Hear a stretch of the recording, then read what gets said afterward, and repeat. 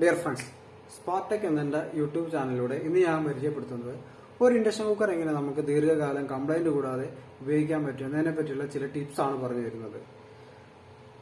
ആദ്യമായി ഇതിന്റെ പ്രധാനപ്പെട്ട ഒരു ഘടകം എന്ന് പറയുന്നത് ഇതിന്റെ പിൻഭാഗത്ത് കാണുന്ന ഈ ഫാനാണ്.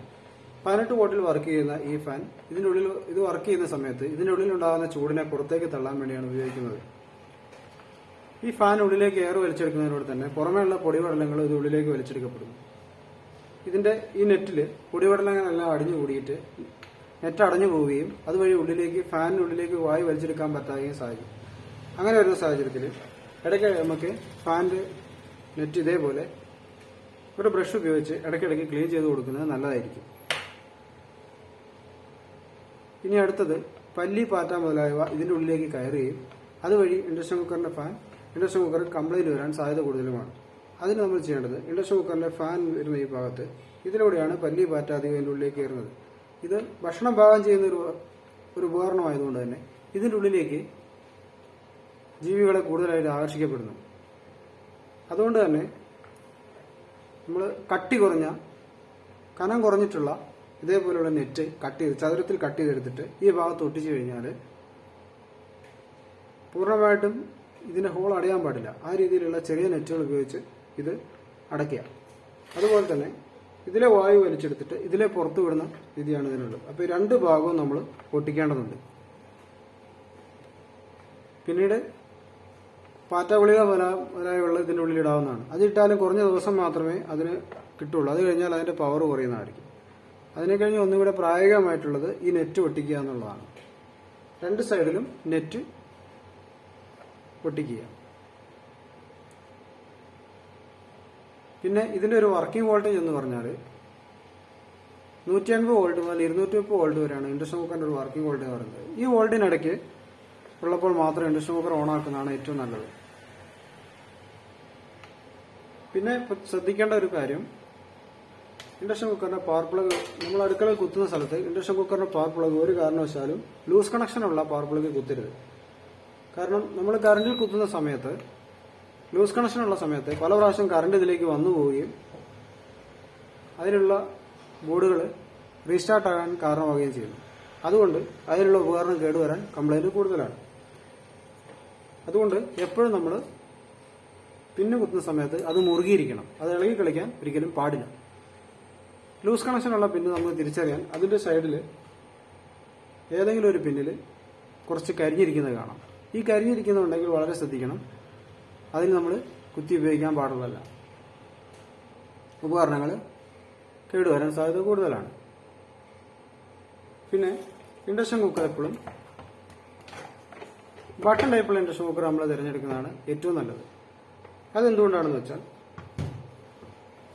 ടച്ച് ടൈപ്പ് ഇൻഡക്ഷൻ കുക്കർ ആണെങ്കിൽ നമ്മൾ മുൻപ് പറഞ്ഞ പോലെ പല്ലി, പാറ്റ മുതലായ ഇതിൻ്റെ അകത്ത് കയറി കഴിഞ്ഞാൽ ഈ ടച്ച് പെട്ടെന്ന് കംപ്ലൈന്റ് ആയി. അതുകൊണ്ട് നമുക്ക് റിപ്പയർ ചെയ്യാൻ പറ്റാത്ത രീതിയിൽ ടച്ച് മാറ്റി പുതിയ ടച്ച് വെക്കേണ്ടതായിട്ടും വരും. എന്നാൽ ബട്ടൺ ടൈപ്പ് ആണെങ്കിൽ ചെറിയ കംപ്ലൈന്റുകൾ മാത്രമേ ഇതിന് വരുന്നുള്ളൂ. ബട്ടൺ സ്വിച്ച് കംപ്ലൈന്റ് ആകുക. ഇതിൽ ഈ കാണുന്നത് മൊത്തം ബട്ടൺ സ്വിച്ചാണ്. അതിനെ കൺട്രോൾ ചെയ്യുന്ന ഒരു IC ഇത്രയേ ഉണ്ടാവുള്ളൂ ഇതിൻ്റെ അകത്ത്. അത് നമുക്ക് റിപ്പയർ ചെയ്തെടുക്കാൻ പറ്റുന്നതാണ്. ടച്ച് ടൈപ്പ് റിപ്പയർ ചെയ്യാമെങ്കിലും അതിന് ചിലവ് കൂടുതലാണ്. മാത്രമല്ല ചിലത് കംപ്ലൈന്റ് പാറ്റ പോലുള്ളതിന് ഫംഗസ് കയറി കഴിഞ്ഞാൽ ചിലത് കംപ്ലൈന്റ് നമുക്ക് പരിഹരിക്കാനും പ്രയാസമാണ്. എന്നാൽ ബട്ടൺ ടൈപ്പ് നമുക്ക് ക്ലിയർ ആക്കി എടുക്കാവുന്നതാണ്. പിന്നീട് ഇൻഡക്ഷൻ കുക്കർ നമ്മൾ പറയുന്നത് കേട്ടിട്ടുണ്ട്, ഫാൻ ഓഫ് ചെയ്തതിന് ശേഷം മാത്രമേ മെയിൻ പവർ ഓഫ് ചെയ്യാൻ പാടുള്ളൂ എന്ന് പറഞ്ഞിട്ടുണ്ട്. അതെന്തുകൊണ്ടാണെന്ന് വെച്ച് കഴിഞ്ഞാൽ ഇൻഡക്ഷൻ കുക്കറിലുള്ള നമ്മൾ രണ്ടാമത് ഭക്ഷണം പാകം ചെയ്യുന്ന സമയത്ത് ഇൻഡക്ഷൻ കുക്കറിലുള്ള ചൂട് മൊത്തം പുറത്തേക്ക് തള്ളിപ്പോകാൻ വേണ്ടിയിട്ടാണ്. 1 മിനിറ്റ് കഴിയുമ്പോൾ ഓട്ടോമാറ്റിക്കായിട്ട് അതിന്റെ ഫാൻ കട്ടാവും.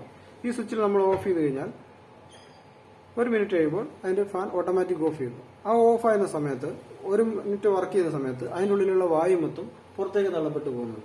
അപ്പോൾ നമ്മൾ രണ്ടാമത് ഭക്ഷണം പാകം ചെയ്യുകയാണെങ്കിൽ അതിൻ്റെ ഉള്ളിലുള്ള ചൂട് മൊത്തം പുറത്തേക്ക് പോയിട്ട് വീണ്ടും നമ്മൾ ഉപയോഗിക്കുമ്പോൾ അതിന് ലൈഫ് കൂടുതൽ കിട്ടാൻ സാധ്യതയുണ്ട്. അതുകൊണ്ട് അഥവാ നമ്മൾ രണ്ടാമത് ഭക്ഷണം വെക്കുന്നില്ല എങ്കിൽ ഡയറക്റ്റ് സ്വിച്ച് ഓഫ് ചെയ്താലും കുഴപ്പമില്ല.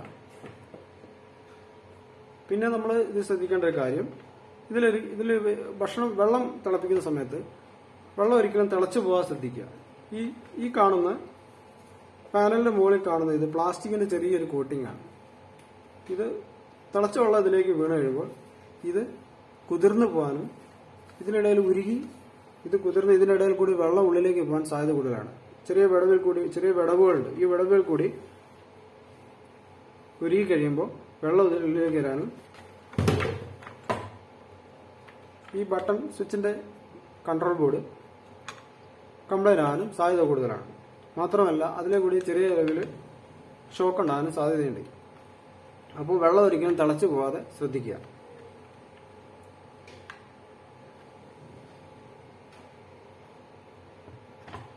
ഇനി ഇൻഡക്ഷൻ കുക്കറിന്റെ പ്രവർത്തനം എങ്ങനെയാണെന്നുള്ളത് വളരെ സിമ്പിളായിട്ട് പറഞ്ഞ് മനസ്സിലാക്കി തരാം. ഇൻഡക്ഷൻ കുക്കറിലൂടെ വൈദ്യുതി പ്രവഹിക്കുന്ന സമയത്ത്, നമ്മൾ കറണ്ട് ഓൺ ആക്കുന്ന സമയത്ത് ഇൻഡക്ഷൻ കുക്കറിന്റെ കോയിൽ ഒരു ഇലക്ട്രോ മാഗ്നറ്റിക് കാന്തമായി മാറുകയാണ് ചെയ്യുന്നത്.